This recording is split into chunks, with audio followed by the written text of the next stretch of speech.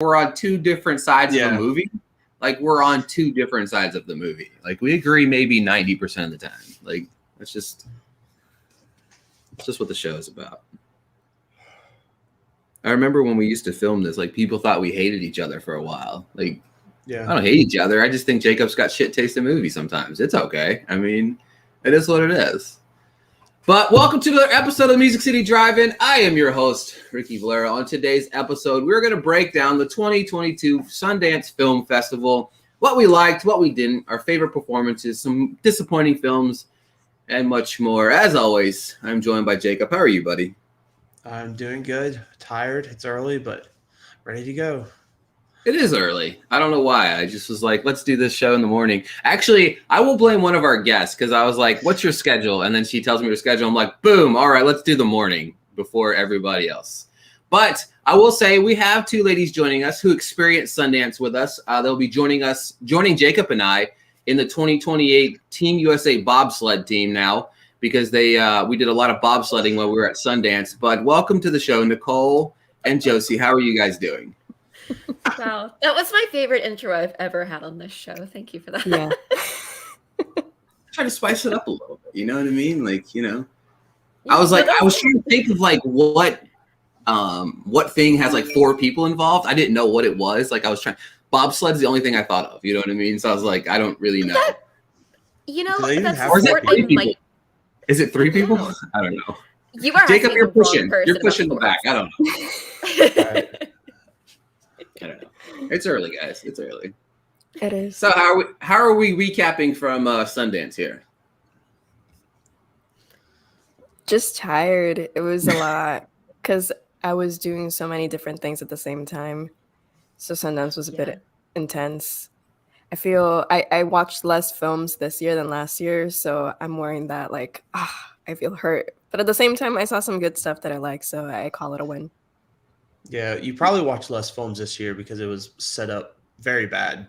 Sorry if anyone from Sundance is listening. No, I mean, I remember, it's that I didn't realize when they changed the timings for like the schedule. When they did the second round, I reserved all the tickets I had the first time, and then I realized I have so many films at the same time. Mm-hmm. Yeah, I remember. And you couldn't delete any of them. You couldn't move any of the screenings. Nope.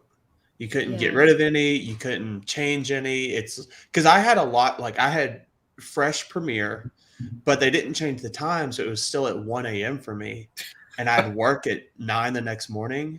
And so I was like, okay, I had the fresh premiere ticket and I had the second screening ticket, and I told myself, well, if I don't make the premiere, I'll just see the second screening. Well, I did make the premiere, and so I was like, oh, I can reuse the second screening for something else.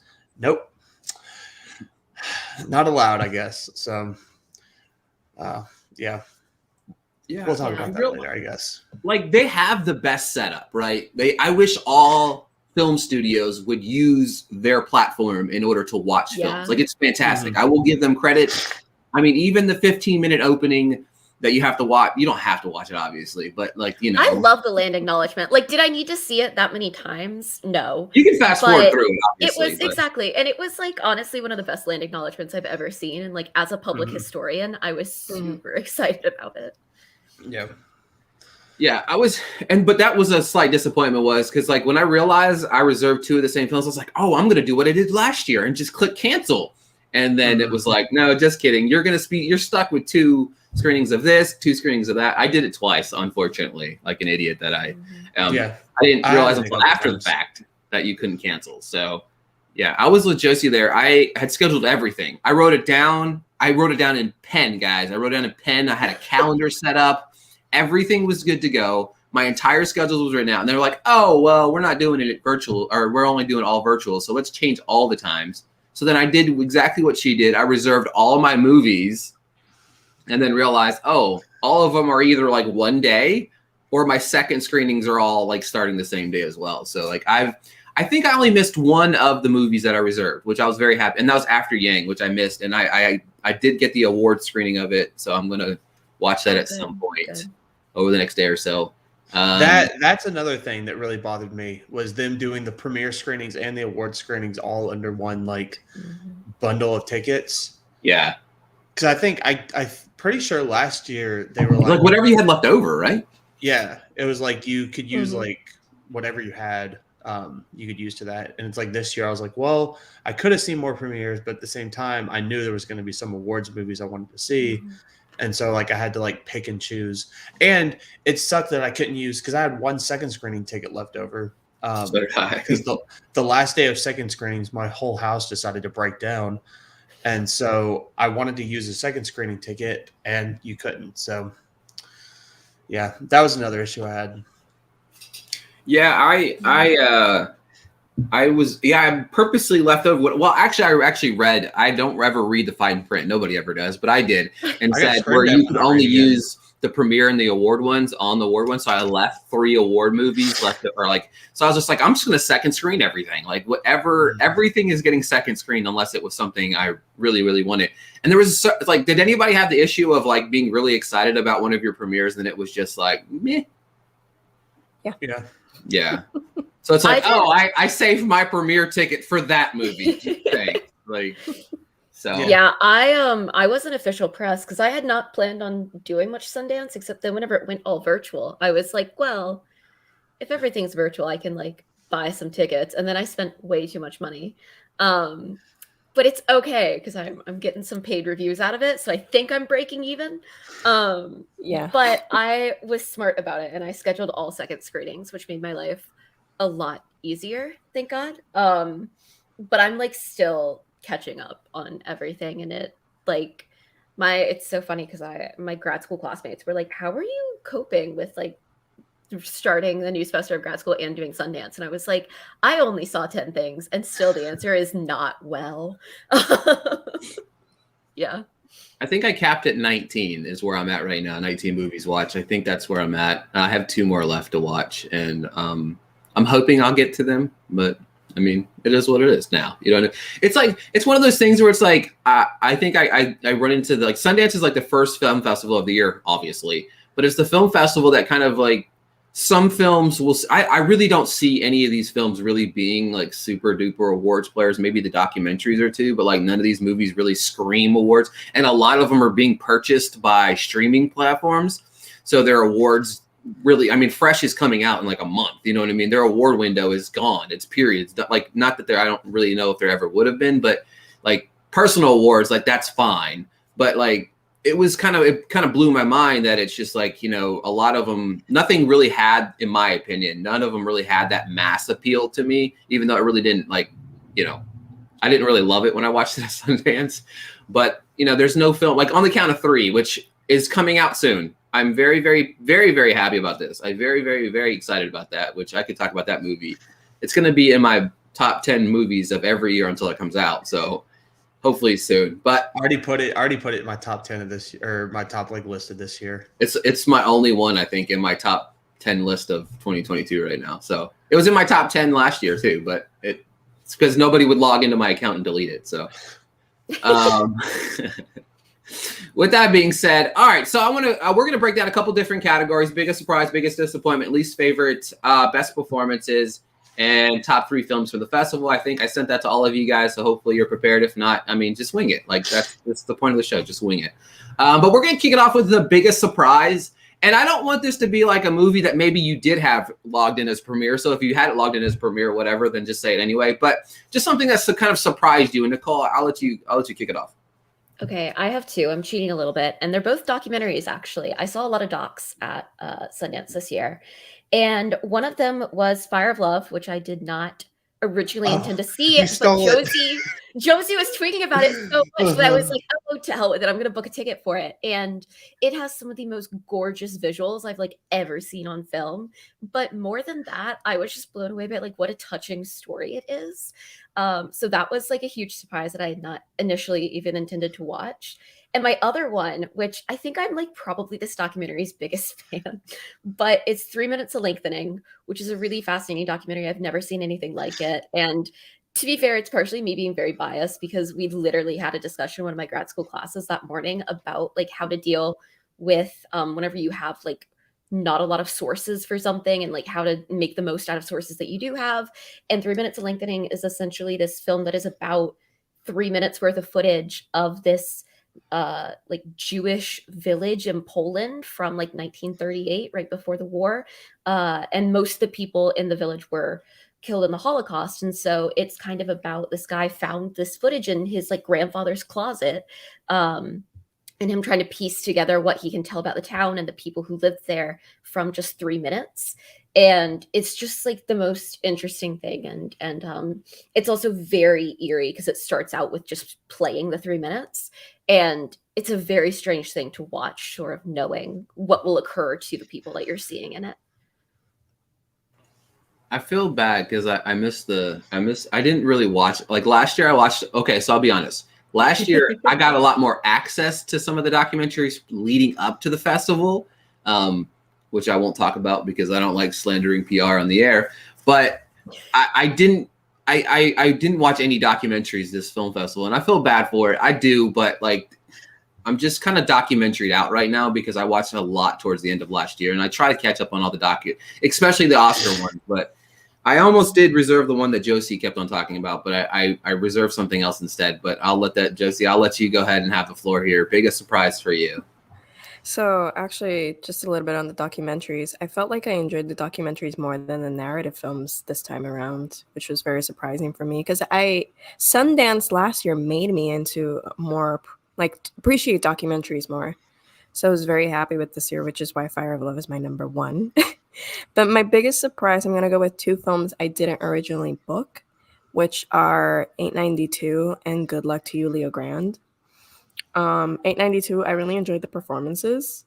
There were times where I felt the story was like losing its, like, I don't know, it got a little bit slow in the middle and you didn't know where it was going, but the performances just held you so tight. And John Boyega was great, and the entire cast. And then Good Luck to You, Leo Grande. Again, the performance is just so good, and the chemistry, and the way that both films, the way all these actors just gave and took from each other creatively was just very nice to see.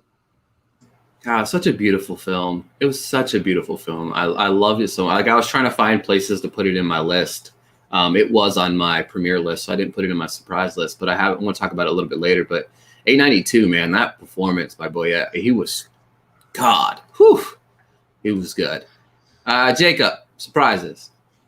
So I think my surprise might be similar to yours, because last year when our #J came out, I liked it. I didn't love it. I thought the third act was the only part where it really fell apart, especially like the ending with not killing off Romeo and Juliet, which was so weird to me. But then hearing that director was coming back this year with a completely different style of film, I was like, okay, is this going to be something that like falls apart in the end, or is this going to be something that actually makes it? And I still think Emergency has one of the best endings of any film at Sundance this year. It's one that like I was excited for, but I wasn't like clamoring for. And it ended up being probably my second favorite from the festival. I thought it was fantastic. The performances, the ending, it in the middle parts a little bit, it got a little slow and it was kind of dragging for some of it. But I thought the beginning and the ending especially were spot on. Perfect. Yeah, so I didn't have Emergency on my list only because I was slightly excited about it, but also I didn't watch it till yesterday. It was one of my award films that I picked. Mine's going to be, my biggest surprise was God's Country. I had zero expectations for this movie, and honestly, it blew me away. Like, I had so many films on my most anticipated list, I didn't want to go there. I didn't plan on watching God's Country. I watched it because I ended up interviewing the director of the movie. So, like, that's why I ended up selecting it as a second screening, and I ended up being blown away by it. And Dewey Newton, she's brilliant. The final shot is one that I loved it. Actually, I broke it down with the director as well, but it just was so good how they shot it. And of course, the cinematography was just, the landscape is gorgeous, right? You know what I mean? The backdrop is gorgeous. I love this movie a whole lot. It reminds me of last year's Land. It was kind of in that same tone, but not the same tone. It talked about a lot of social commentary that I was not expecting at all. Like I wasn't expecting it from this style of film.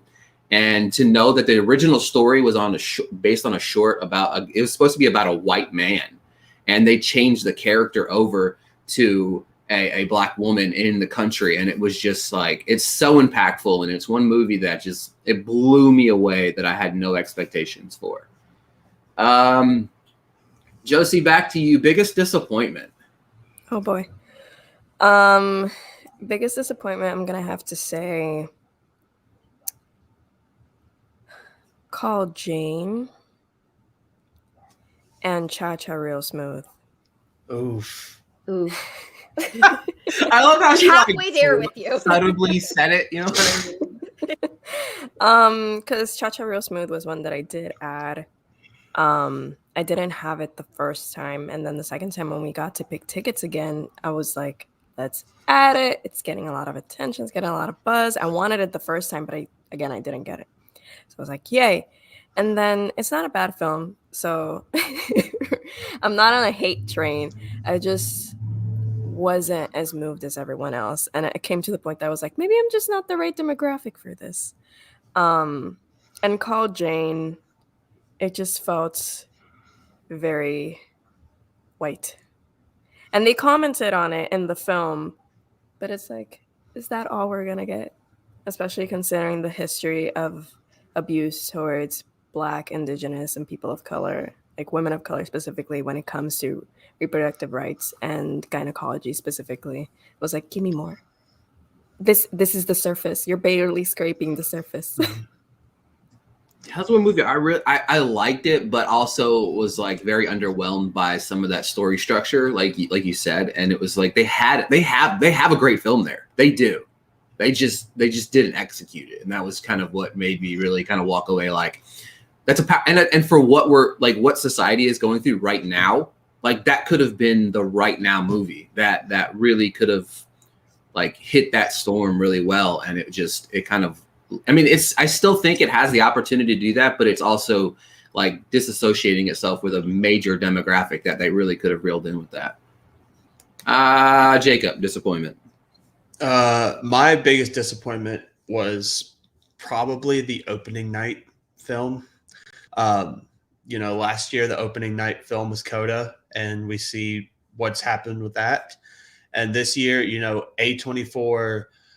Jesse Eisenberg written, directed, Julianne Moore, Phil Wolfhard in it. Like, it really had everything to be very good, and it ended up being just okay. And I think a lot of what Josie was saying about Call Jane, I felt here, where it's like it really tried to it acted like it was going to touch on a lot of things, but it just was so surface level that like there were a lot of relatable parts, especially between Finn and Julianne, like the whole mother-son dynamic. And I liked the ending. It was just, to get to the ending was such a journey. And there were certain scenes that I liked. Like the scene when he's playing her poem on his guitar. I was like, I really like this scene, but at the same time, like, he's just stealing her song, and I like trying to pass it on. And yeah, it was one I was really looking forward to, and it just kind of fizzled out to where it was like an okay to like good movie that wanted to be great. It just wasn't there. I forgot about that movie. Like, I literally forgot. Yeah. I watched it and I was like, oh shit, I did really want to see that movie, and it really was mediocre. I forgot. Mm-hmm. Yeah, I was gonna say people have stopped talking about it, so I think it says a lot. Yeah. It's the second consecutive movie that Eisenberg had something to do with that was very mediocre at Sundance. But we won't talk about the worst cameo I've ever seen in my entire life was Eisenberg in Wild Indian. Yes. Oh, what a terrible movie. All right, so I'm going to go next. My biggest disappointment of the festival was Duel. What an incredible premise. Okay, really love the idea. And the movie's name is Duel. It's literally named Duel. They open with a duel, and you're super excited because it was pretty fucking cool. And then they build this movie, which I think Aaron Paul is one of the worst actors he's just terrible. Like, he is, I have not seen him in anything good outside of Breaking Bad. That I don't even want to revisit Breaking Bad because maybe in my head he was good and maybe he was really terrible. Who knows? But he was awful in this. And Carrie Gilliam, she can't carry a film by herself. I'm sorry. She's great in Jumanji and I forget that. What's that? Gunpowder Milk? Was it Gunpowder Milkshake? Is that what it's called? I really like that too. Like maybe she's great in ensemble cast. I don't know. But this movie was downright awful. And everybody was like, oh, well, did you like The Art of Self-Defense? Yes, I love The Art of Self-Defense. And that's the same director-writer. And this was just a massive letdown. You spend an hour and whatever, how long, I don't know, the movie felt like 5 hours. But like you spend this hour building up this duel, and the duel never happens. It fucking never happens, okay? I wanted to see the duel. I was like, look, this 45-minute, an hour window that you built with this terrible acting, I would have been okay with it if you would have gave me the fucking duel. You didn't give me the duel. So, you know what? Fuck that movie. So, and anybody liked it, your taste in film is weird. So, I don't know. I'm surprised Jacob didn't like it. That's why I was like, this is a movie he's probably going to love, and I'm going to fight with him about it. But I don't think he watched it, so. That was one. So, I didn't get to that many Sundance films this year because, of course, like, or at least Ricky knows that one day would be like 50 degrees and the next day would be down to like 10. And a couple of days ago, on like the last day of second screenings, when I was going to sit down, watch everything, my pipes burst. And so I was like calling plumbers, calling the municipal area, trying to get my water shut off. So that happened like while I was watching My Old School, that documentary, and then everything expired. So yeah, so I didn't get to as many this year because, like I said, my house was trying to like fall in on me. So yeah, I didn't get to that one. What's more important, your house falling in or movies? Come on, get your priorities together here, Jacob. I know. I should have. You could have been watching the movie as it caved in on you. You know what I mean? Like that would have been a story. All right, like that could have been your story. I love you, Nicole.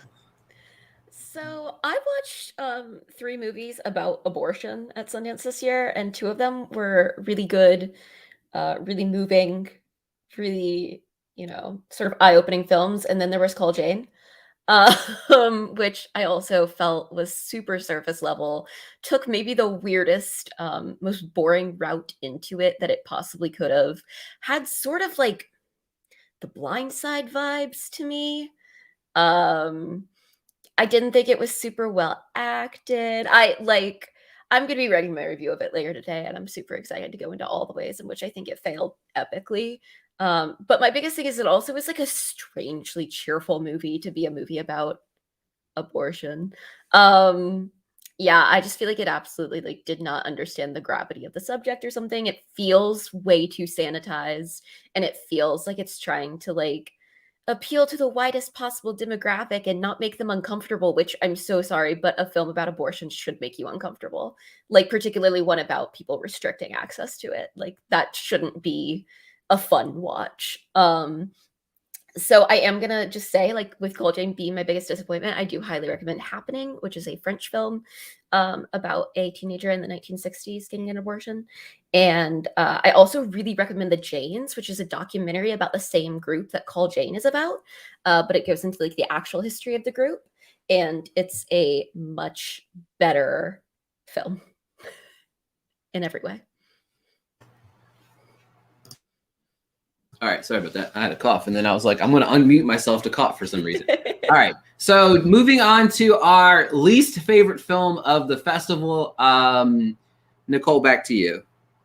So I watched this documentary, and do you ever watch something and you like kind of have a feeling it's going to be bad, but you want to see if it's like as much of a disaster as you think it's going to be? Because that was me with TikTok Boom. Which is a documentary. Ricky got so excited for just 1 second. He was like, "Is she gonna say it?" Please, I'm wearing this. Look, okay. When I first saw, I thought it was like the worst person in the world. Like, I thought it was was it gonna debut at Sundance? Like, what is this? Like, why? Like, what are we doing here? Yeah, no. Then I realized it's about TikTok. So it's a documentary about TikTok, and I was like, this could either be interesting or it could be really dumb. And the thing about it is like, if you're gonna make a documentary about TikTok, I think you need to do it in some sort of like innovative way that sort of like matches the energy of TikTok, and it didn't. But also, if you've like been on TikTok or read the news over the past 2 years, you already know everything in this documentary. It kind of just goes over the fact that like it came out of China. People were really concerned about like privacy and data. Mark Zuckerberg got really up in arms about it, but turns out it's because he had tried to buy Musically. There was nothing new. I thought it had like a very simplistic sort of, again, very surface level view on everything. And I feel like if you just talk to someone who actually uses TikTok, you could get like a much better idea of what's going on with the whole situation. So I thought it was really bad. I would not be surprised if it like doesn't end up getting distributed.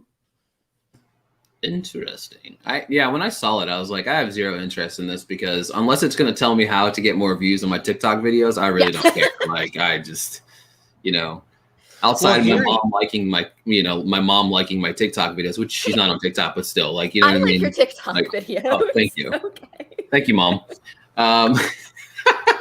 That's an old joke for you. Whenever I can throw the old joke your way, just for once in my life. Josie.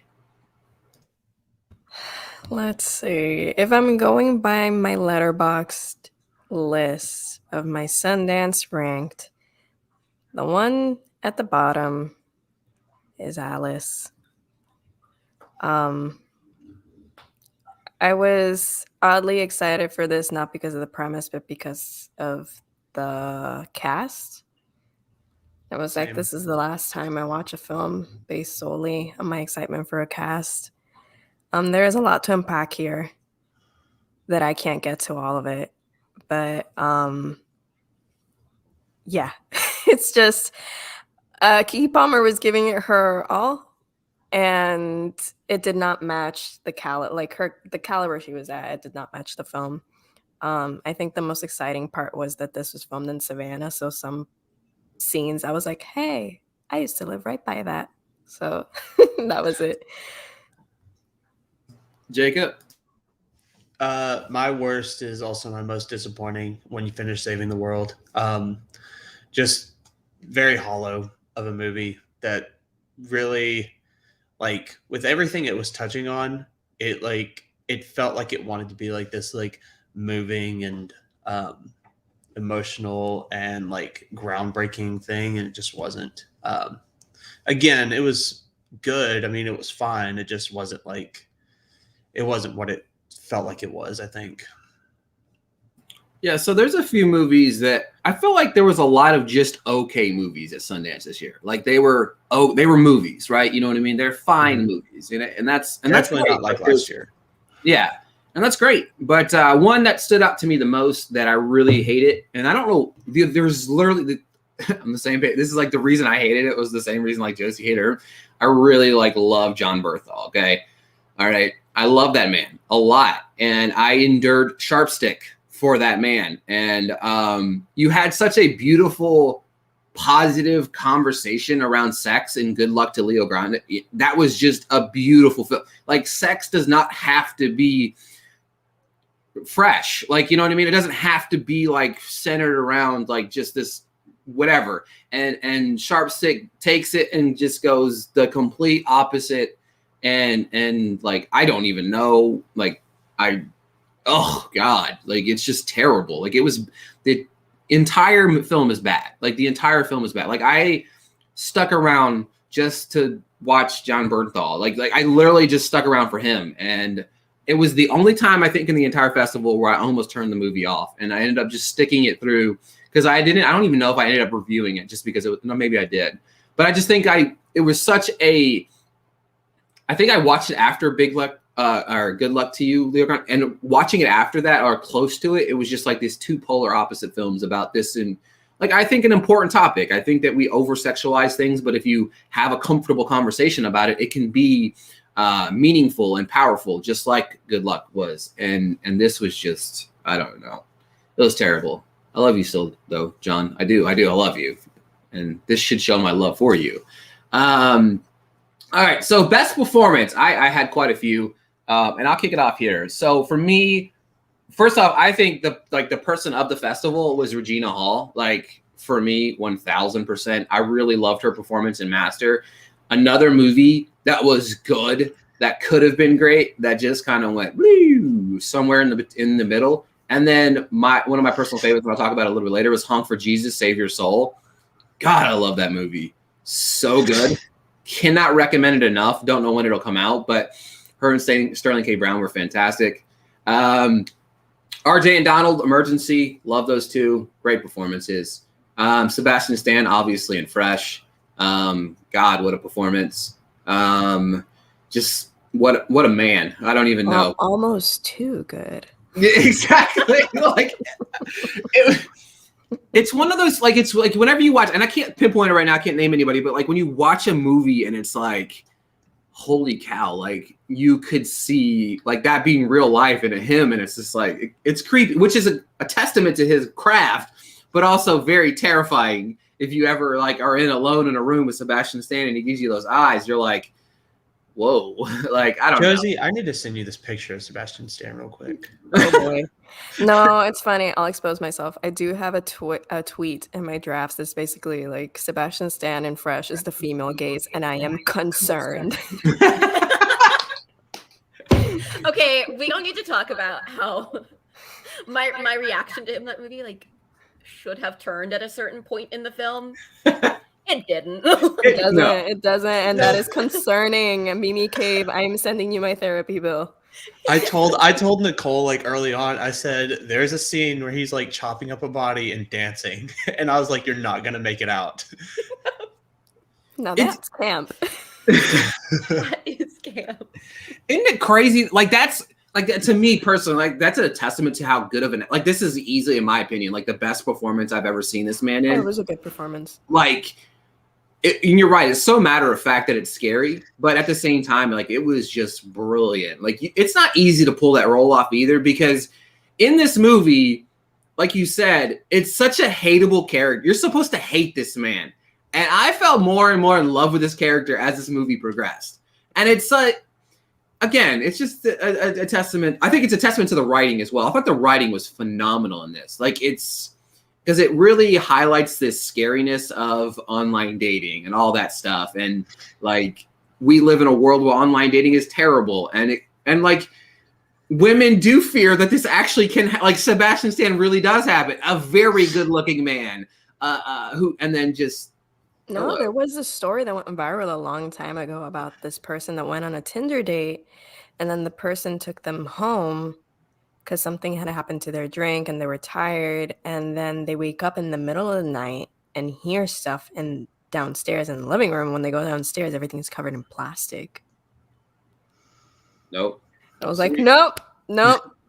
We're never doing dating apps.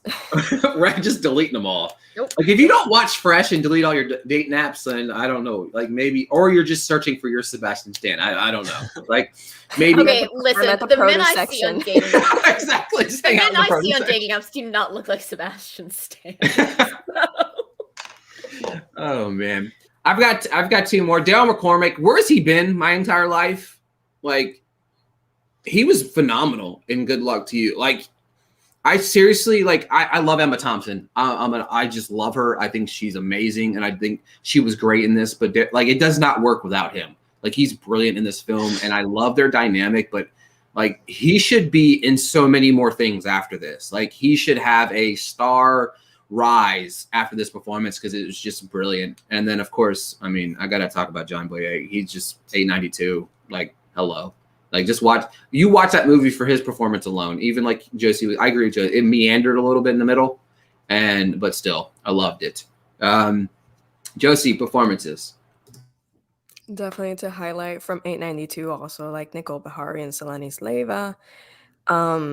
Also, just to give, because I agree with everything you mentioned, two names I want to shout out are definitely Teresa Sanchez from Dos Estaciones, who won the award for Best Performance at Sundance, and also Mia Maestro from The Cow Who Sang a Song into the Future. Mm-hmm. I thought they were both really great.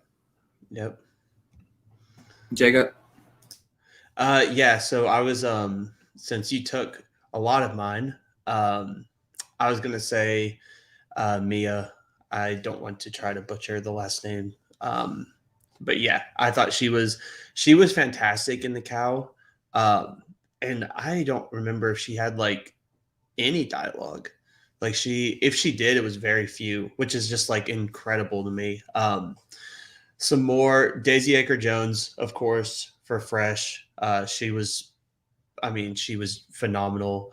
I have to shout out my Cha-Cha members, Cooper and Dakota. Loved both of them. Dakota especially. She was so just very like tenderly subtle and nuanced, and it was just beautiful. And Colin Farrell for After Yang was very, very good. It might be one of my favorite Colin Farrell performances in general. I just thought he was very quiet and very subtle, and it was like very self-reflective type of movie. And I thought he was just fantastic. Nicole? Okay, gonna echo some that other people have said, and then I have my favorite performances one nobody's mentioned. But obviously, I love Sebastian Stan and Fresh. I think it's like a really fun performance while also being really chilling. And also, he gets to do the three things that he does best, which is be charming, act crazy, and cry. I also thought that Daisy Edgar-Jones was so great in that movie. I think that she like does a really good job of keeping it feeling grounded in a way that allows him to be more camp without losing the realism of it. And I think that like she does a really good job too of seeing like the audience is also still kind of charmed by him, and you see her struggling with that, even though it's not even really there in the dialogue as much. I also thought Dakota Johnson was great in Cha-Cha Real Smooth. The woman is having like a 2-year period. She's doing great things. I'm really, really excited to see people like taking her seriously as an actress, and her sort of getting past the, bias around her having been in the 50 Shades movies. Which, by the way, she's very good in those movies. Like, she does some good acting, and like just because, like. We don't say Jennifer Lawrence like Hunger Games. Like, I mean, we've gotten over that, and don't get me wrong, she's good in Hunger Games too, but come on. Like, it's been a while. It feels like the same weird bias that people still carry against like Robert Pattinson and Kristen Stewart for doing Twilight, even with Jamie Dornan. Dakota. Right. And I think that like Dakota Johnson is probably better in the 50 Shades movies than they are in Twilight. Like you can kind of tell how much they don't care about Twilight, but that's fine. But in any case, I love to see an actor sort of be able to like move past that. But my favorite performance actually was Bill Nighy in the film Living, which is very much a showcase of his acting. He's an actor that I think is really fantastic. And he typically does more like humorous work, especially as of late. And I love to see an actor, sort of that age get to give a performance like this. And I think that he's so moving. It's such a restrained while still emotive performance, which I think is like really fascinating. And I really loved Living overall. I think that's one that like, if there are Sundance movies that could end up nominated for Oscars, that actually is one, because you've got like Bill Nighy's performance, gorgeous costumes, that sort of stuff. It's sort of it is the like British period film to be at Sundance, but it's a really, really beautiful one. And he gives a really moving performance about a man, who finds out that he doesn't have much longer to live. Didn't Sony Pictures Classic buy it too, right? I think Sony bought it, yeah. Too. So he'll have to get in on just the merit of not being promoted by Sony Pictures Classic, basically. Like, that's the only way he'll ever get in. He can run his own campaign. I have full faith in him. I love we talk about Dakota Johnson here, and before we move on to our top 3 movies from the festival, I will say that she was much better in Am I Okay, which is the much superior film to Cha-Cha, but, I'm keeping my Cha-Cha slander down to a minimum, but it was just okay. It's adorable, right? You know what I mean? Like when you watch Coda, it's adorable. Like you watch Cha-Cha, it's like, oh, it's a cute movie, and it's like my roommate. And I'm be honest, and I'm going to interrupt you real quick. I'm sorry, and I know you said this, but I personally thought Cooper was awful. Like I think he's he's just an okay act. Like he just skated by in that performance. I wasn't wowed. I wasn't any like no offense. Like it was fine. Like it's a fine movie. Like if somebody says, "What do you think of Cha-Cha?" I'm not going to say it's bad. It's a fine movie. It's cute. It's very Hallmarky. My roommate was so against watching it, And I was like, no, like I swear I know you'll like it. I know you'll like it. And then we watched it, and like they've like cried some, but she was like sobbing. And I've never seen her like cry this much. I just like, to a no movie. offense, like I just from what? I need From someone to sit me everything. down. I need someone to sit me down with like a full PowerPoint and explain to me. I'll have everything. a 30 slide 30 Yeah. slides. 12 Like I point can do fonts. that. Don't tip Yeah. me. single spaced. Single space. It's No Also, pictures. Ricky, I think you need to watch some actual Hallmark movies because I think you're overestimating. Yeah. Hallmark Yeah, Lifetime, it is they're all true. the same. They're like the same, No, but like they're Hallmark not. Lifetime. No, as someone Um, whose family watches Hallmark movies. What's the other I think one? Is it Hallmark? What's the other? I don't know. I feel the same way about Cooper's performance. Like you guys, and don't get me wrong, I like Amelia Jones. She's not even my favorite performance in Coda, like not even remotely close. And I'm blanking on his name right now. Josie can save me because he's on that one Apple TV show that's really funny. What's his name? Damn it, Josie, we talked about it. Hang on. Oh, wait. I gotta pull up Coda now because now I'm annoyed I don't remember his name. No, I'm just thinking about Troy Kotzer. Oh, Daniel? No. Who? Oh, Eugeno. Derbez. He was amazing. I loved him. Oh, Hanya. Yeah. Yeah, him. I thought he's my favorite part of the entire movie. And Yeah, I I loved him, and I'm so sad he fell off the face of the earth when it came to the conversation of this film because he was so The good. Him glue. and Troy Kotzer were my favorites. Yes, I love Joe Kutzer too, but like he was the glue that kind of held Ruby's character together, in my opinion. Not just like he just has fallen off the face of the earth when it comes to the conversation about the movie, which really just bothers me. Yeah. But all right, enough about the Hallmark movies. All right, so and I have seen Hallmark movies, and it's just it's a blanket statement. But Coda feels very like I don't even which one. Lifetime's the one that everybody dies. Hallmark's just a feel good movie. Okay, actually, one more point about Coda before we move on here. So listen, do you ever watch like on a Friday a random Netflix movie drops and it's like, man, that's like cute. Like it was a cute movie. Like it was charming. You liked it. It's very easy watch. Like if Coda would have been dropped on a Friday on Netflix and like nobody would have known about it, it would have had the same reaction. Like it's fine. Like it's fine, guys. So would a lot of movies probably. Belfast would have had the same reaction. I sobbed like a baby watching Coda. Huh? Yeah. I sobbed like a baby watching I Coda. cried during Hallmark movies. Like I cried.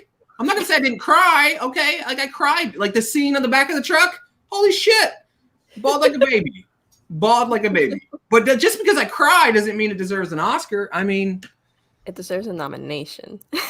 Well, yeah. I mean, it deserves to win. It deserves. Yeah, it deserves a win. nomination. Tick, tick, boom for the win. Okay. I mean, I'm getting kicked out. I can't say anything about Tick Tick Boom. I don't. He watched it on his phone. I know. I watched it on my Still a lot of phone. opinions on TikTok. Okay, some of us watch things on our phone. I watched it. Yeah, but I watched it at 6 a.m. on my phone in LA at a Starbucks. Nope. No opinions. So I can't form an opinion on it. But I did like unless the diner opened up like the diner scene. No. I watched it in a theater, so I think I was spoiled. Same. I was supposed to watch it in the theater, but I was in LA. So, all right, top 3 movies from the festival, Nicole. Okay, I'm gonna cheat and give my top 3 movies and then my top documentary. Because my top documentary is definitely 3 minutes. A Lengthening. It was something unlike anything I'd ever seen before. And also, as a public history student, I was like super geeking out. It's also not super long, which was another thing I loved at Sundance this year was how many films were like under 2 hours. Which also was just nice whenever you're trying to fit in a bunch of movies. But also, I think that most movies that are over 2 hours don't actually need to be. I'm not opposed to a long film that deserves it, but I think that there's a real art to getting a film at like 90 minutes. Thank you, Kenneth Branagh for Belfast. But then my top 3 are Living. I already said before, I thought it was a really beautiful film. It's a remake of like a 1952 Japanese film. But I think like one of the few remakes that really warrants it because it like totally transports it to a different place and it's a really interesting sort of look at someone realizing that they don't have very long left to live and realizing that they've not been living at all. And Bill Nye is just fantastic. It also has Amy, I think her name's Amy Lou Wood, who is phenomenal in it too. Fresh is one of my other ones. Obviously, I loved Fresh. I thought it really got at like the heart of women's fears around dating. But at the same time was super like fun. And also very chilling. Like I think it really walked a nice balance. And I know a lot of people were sort of disappointed that it didn't like say more. I don't think it was trying to be some sort of like feminist like thesis on dating or something. I think it was just trying to make some commentary and explore an interesting premise. And I think it did that. It kind of drags towards the end. But I thought the performances sort of across the board were really strong too. And then my favorite was Cha Cha Real Smooth. I think part of it has to do with like watching it as someone who ever since graduating college has sort of been floundering. Obviously I've ended up in grad school twice. I'm floundering. I really connected with a lot of it, and also just thought some of the themes that it explored were really interesting. I love anything that has like a good sibling dynamic is really gonna get me. And this one has like a really cute family sort of element to it as well. And I just thought that there was a lot of really strong performances too, and really interesting characters. And it's one that like I will feel really comfortable sort of recommending to people whenever it actually releases. You touched on a great point. I forgot to mention this earlier because I cannot like rant and rave enough about these hour and 30-minute movies. Like it was beautiful. And it's not somebody, I'm not somebody that is opposed to a 2-hour movie or a 3-hour movie. If it's needed, if it's done right. Like if I at any point feel like this movie's dragging, then it should not have been 2.5 hours. Like it is what it is. You know what I mean? Like there's certain films that can make you feel things for 2.5 hours, and certain writers and directors. I will defend Titanic's right to be as long as it is, like until the day I die. Yes. But most movies are not Titanic. Like, no. Yeah. Like, and that's the thing. Like these were like like whenever I would look at the run times and it was like hour 25, I'm like, this is like beautiful. Like it's a beautiful thing. Like it's hour 30. Like, okay, cool. Like I'm good. Think 3 minutes of Lengthening was like an hour and 11 or something like that. I was like, oh, hell yeah. Like, that's another thing. Documentaries shouldn't be 2 hours long. Like they should never be 2 hours long. Unless you are showing me something in real time. Exactly. Like, it does not to be that. Or unless it's Fire of Love and you're just watching volcanoes. Yep. Exactly. Yep. He just left. I don't. Jacob. Jacob, that's the thing. Like nobody's slandering long movies. There's just some movies don't need to be 3 hours long. You know? Every movie needs to be 4, 5, 6. I mean, if every movie's cut by Ridley Scott, it will be.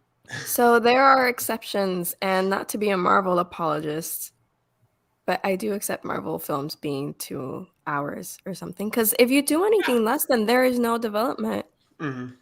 I agree with that. Like even Endgame felt a little bit long, but the entire time I'm like, holy shit, I'm here. Like I'm here. Mm-hmm. Like I'm invested. Endgame did not feel long in the way that House of Gucci felt long, I'll tell you that much. I think with the Marvel movies too, it's like you can either get a 2.5 hour to where it like tells you the whole thing, or they're going to have to break it up into 2 movies, which not never, but doesn't usually work. Like this was me during like half the 2.5 hour movie. Like this was me during The Irishman. No, that was me towards the end of Sundance. That was me this morning. That was me. That's actually Ricky when a podcast goes over an hour. Oh no. We're getting there. No, we're not. We're at 48 minutes and 30 seconds. Get your shit together. Okay. All right. Speaking of which now, top 3 movies from the festival, Jacob. So I'm gonna go 3. I'm gonna go Fresh. I really liked Fresh, and it was between Fresh or After Yang, and I saw Fresh a second time. And I just love a lot of what Mimi Cave brought. I love a lot of what Sebastian Stan brought. I just thought it was told really well. Super, some people might say it's over stylized. I thought it was kind of perfect. I loved a lot of the shots, a lot of the kind of natural chaos that was brought. The only thing I didn't like, the ending did start like getting more into a slasher movie. Which, I mean, it's fine. Like, it's not like that ruined it for me, but it just like, it felt like they kind of fell apart with their like with like the writing, and they were like, okay, how do we end this? Let's just kill everybody. And so that was like my one issue with it. My number 2 is Emergency. Like I said earlier, probably still one of my favorite endings of the year. A really like thought-provoking ending. I thought Donald Elise Watkins, that like last 25 minutes of his performance, I mean, my God, I like that. His scenes of like him just staring into the camera and crying. I was like, get this man in a Jordan Peele movie as fast as possible, because he has such a great like just stare into the camera. And I think it's like that was just like his last performance was incredible. And then my number 1 is Cha Cha. Not really a surprise. I love Cha Cha.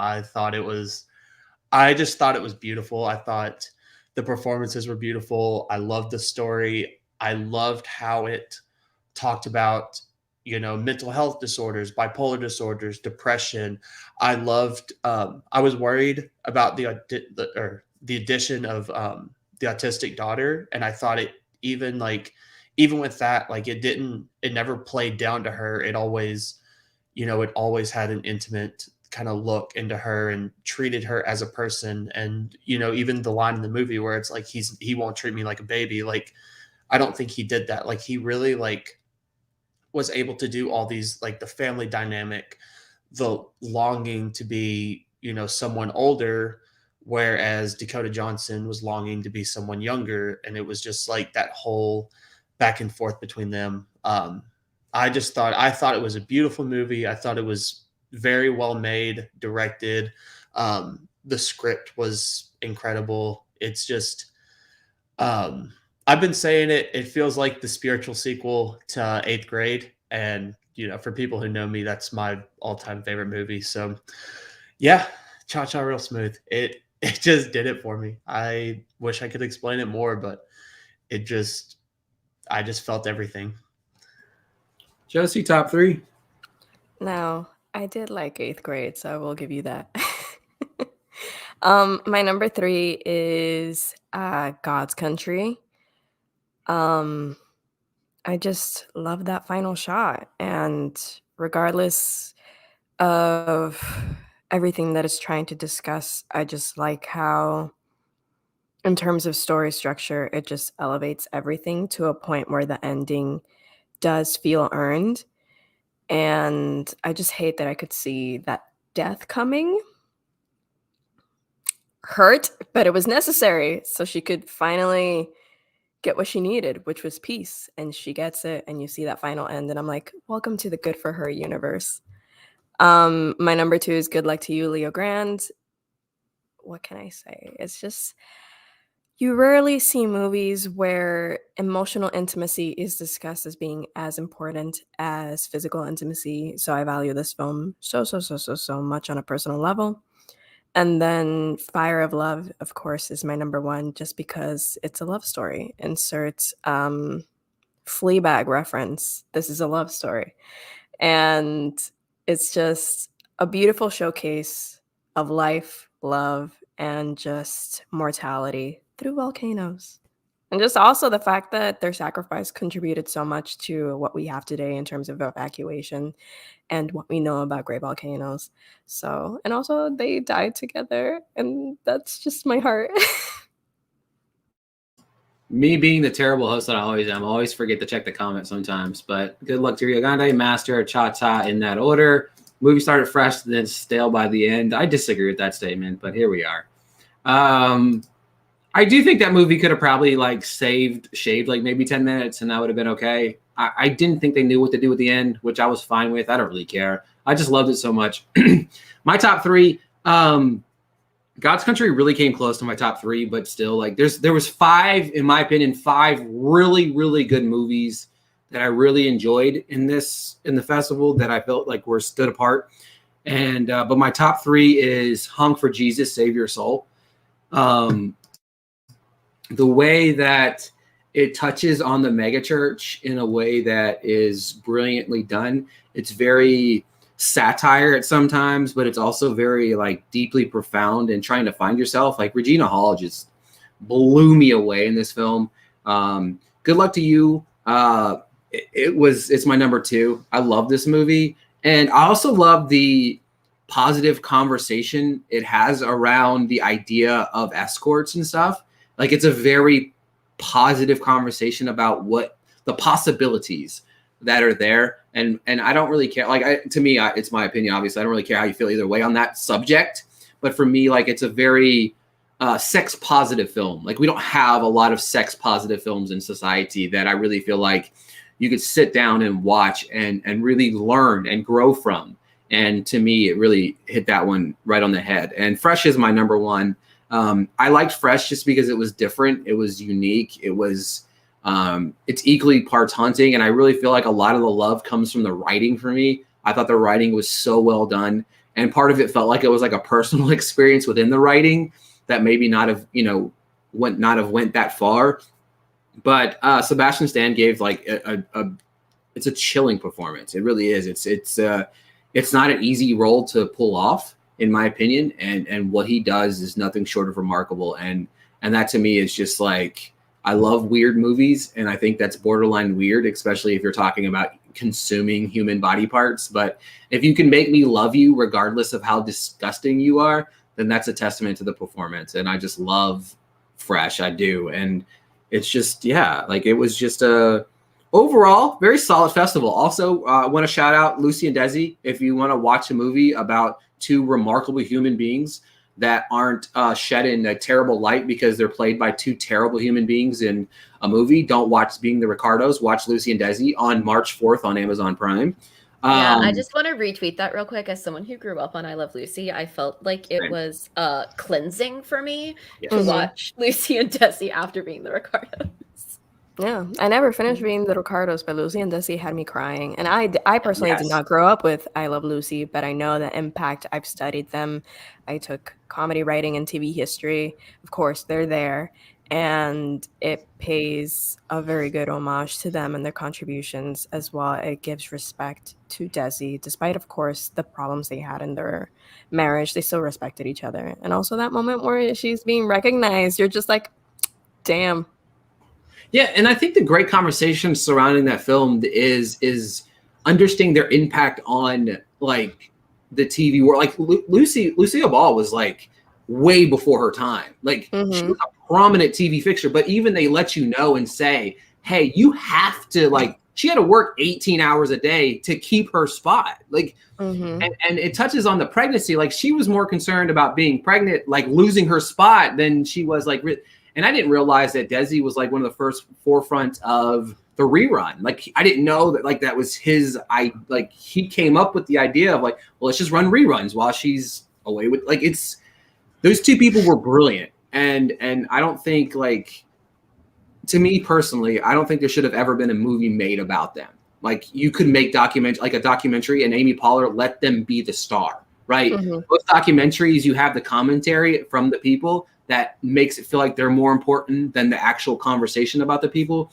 And a lot of the story is told in the words of both Lucy and Desi and impact those 2 had on, like they're brilliant. Like they're brilliant actors and people. And it's just, I don't know. Which if I can add real quick, just shout out to Amy Poehler, because I think she did such a great job with this documentary. And I was excited to see it because of that, because I've rarely been able to see her do anything other than like from the comedy standpoint. So to see her at the helm and just being able to craft something so nice and well presented and touching was very refreshing. Yeah. Well, I could also see that like this is a difference between like Aaron Sorkin doing a movie about Lucille Ball and a woman in comedy doing a movie about like the most prominent woman in comedy. So I definitely could see that it's like a more like I could see Amy Poehler wanting to put in the work a little more. That was literally it. I was so excited because it was her, because she is a woman of comedy, as you mentioned, and that was the thing that I was craving the most watching Being the Cars, was that female perspective, and this just felt so well taken care of through her visual idea. And again, I didn't finish reading the Ricardos because it just felt like, again, Aaron Sorkin goes for these cutthroats, kind of direct kind of approaches when this is not that kind of story. Yeah. But it's not, it shouldn't be about the drama. It should be about the love and the respect that was there, despite, again, those problems that were had in their relationship and those bumps in the road. And I think Amy Poehler balanced it out really well. It was really cool to see the actual scene of like Desi really came to her rescue during that whole commie thing. And like, it was cool to see it more realistic than what we saw, a more flamboyant Hollywood version of it that Sorkin gave us. And I love how she touched on it, but didn't let it define the story, right? Like Sorkin let that story define the movie. And it was just like, you have these two characters, these two actors and comedians, and just like smart individual. Like Desi was so smart. Like he's a smart human being. Like he was a very brilliant man. And yeah, they had their issues, but Amy Poehler didn't let that define these characters in this documentary. So I loved it. All right. Nicole, give me some plugs before we go. Okay. You can find me on Twitter, Instagram, Letterboxd. I've got like a full ranking and a list on Letterboxd of what I saw at Sundance. If you want to check that out, at Nicole Ackman 16. I also have a link tree in all those places to everywhere that I write and podcast, so you can check out what I'm doing and find all of my Sundance reviews as they get released. Josie? You can find me at the Josie Marie on Twitter and Letterboxd, and I also have my Sundance ranked list on my Letterboxd. I don't know what it was, but like every time either one of y'all said you can find me, I just felt like St. Louis. Like I was really like in the Nelly mood right there, but it is what it is. All right, folks, head on over to the Music City Drive-In. We had a great host of 4 individuals covering Sundance, and that was fantastic, led by Jacob. Follow Jacob on Twitter at tberry57, myself at RickyBlair_. Make sure to go over to thebananameter.com just because it's the greatest thing since sliced bread. But folks, thanks for listening, and yeah. We'll talk to you guys later. We passed an hour. Shut up.